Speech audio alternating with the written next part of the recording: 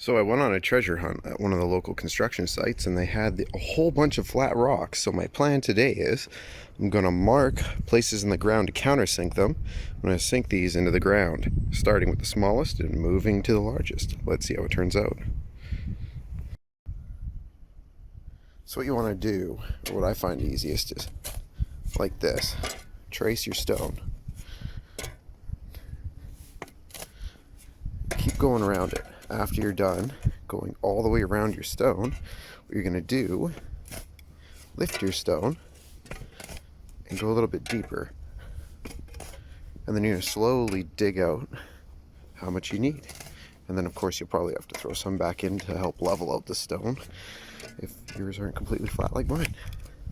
Your stone and you move it, you'll see you have this outline here.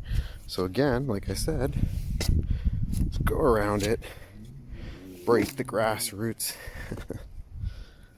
just like this.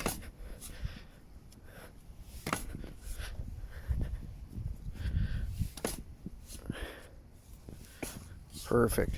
And see, now it'll come off as a whole circle. So what I like to do is remove this whole circle and then shave down how much dirt you need underneath.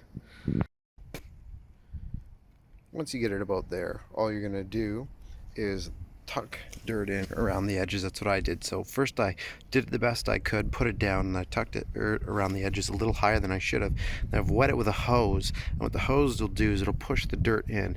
Now you might want to do this over a couple days, so you'll first wet it, or put the dirt in, wet it, and you'll see it'll go down into the cracks.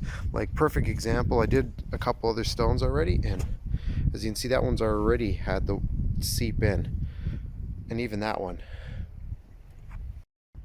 When you're done, it looks something like this. Perfect walk up to the house. Anyways, it's not really a how-to. I guess it kind of is. I'm just showing you pretty much digging holes and countersinking stones, and it looks like this. Depending on how flat your rocks are or how natural they are, make sure they're down enough that your lawnmower won't hit them. But that is about it if you're worried about that. Other than that, if you get something really cool and it's got lots of edges and you're worried about your lawnmower hitting it, you could of course always just use your weed whacker around the stones. Anyways, thanks again for watching. Press a little like if it helped you out and subscribe for more.